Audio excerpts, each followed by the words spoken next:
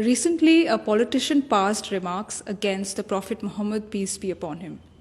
Muslims have expressed their anger at the incident and demanded retribution. When the Prophet was himself insulted during his lifetime, the Quran said to him, "Ignore what they say and counsel them." When people used abusive language, the Prophet did not abuse them back, nor did he confront them with aggression. If someone speaks offensively to you, you can't demand that he be punished.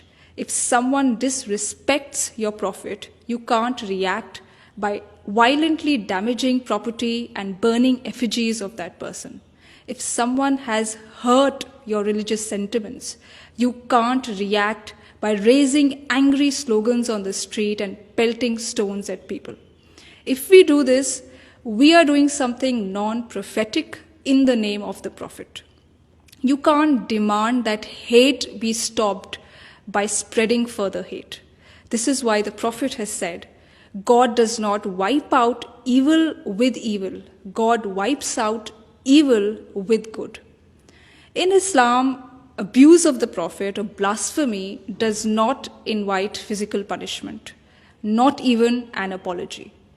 The Quran clearly states that prophets were sent to every town, but people ridiculed every prophet who came to them. But nowhere does the Quran prescribe punishment against such verbal attacks. This is because people have the freedom to say whatever they want to say. God has not given anyone the right to place curbs on this freedom. If someone has issued a statement against the Prophet, you too can issue a statement in response to answer the objections raised. The Quran at no place states that if someone abuses or ridicules the Prophet, you should stop him from doing so. And if he does not stop, you should demand that he be arrested or beheaded. Hazrat Aisha Raziallahu Anha, the Prophet's wife, and a towering intellectual figure in early Islam, has said, the Prophet never took revenge on anybody for anything personal. When people hurled accusations at the Prophet, he did not make angry speeches against them. Rather, he remained patient at their behavior. Why did the Prophet remain patient? Why did he forgive insults and scorn poured at him? Because the concern of the Prophet was to help people live on a higher spiritual plane.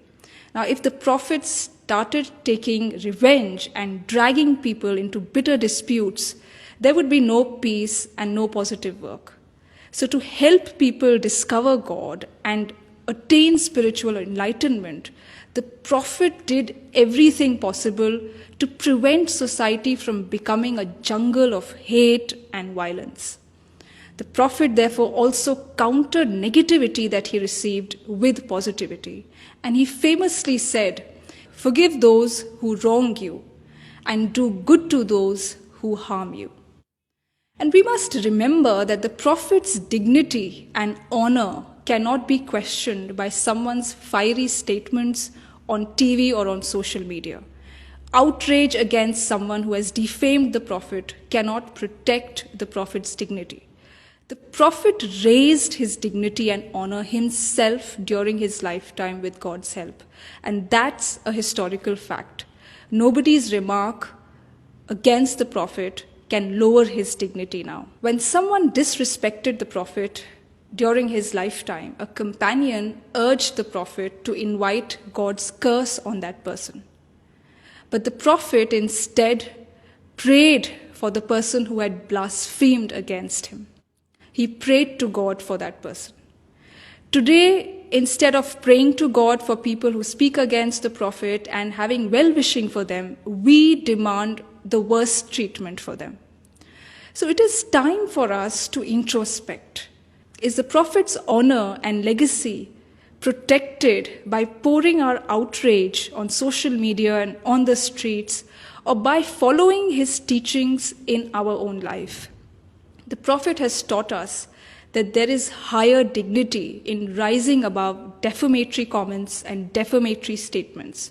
The Prophet never lowered his dignity, by raising his voice and stirring up a storm against such defamatory and insulting remarks passed at him.